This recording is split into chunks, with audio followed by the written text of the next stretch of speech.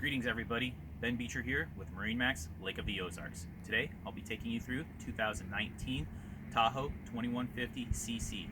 This is a fresh trade that just came in. As you can see, it's fully loaded up on electronics. In here we have the Lowrance HDS7 as well as the Lowrance HDS9. You also have 200 horsepower Mercury and plenty of seating for your captain and co-captain.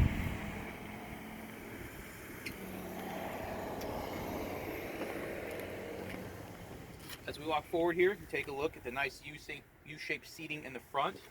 You also have a front boarding ladder as well as a back boarding ladder. You have a washdown up front. And this boat has a Minn Kota Terra iPilot 80-pound thrust trolling motor. This trolling motor is one of the top of the line. It's equipped with the lanyard here. You can set your sky hook with it, as well as set up different GPS tracks for trolling around.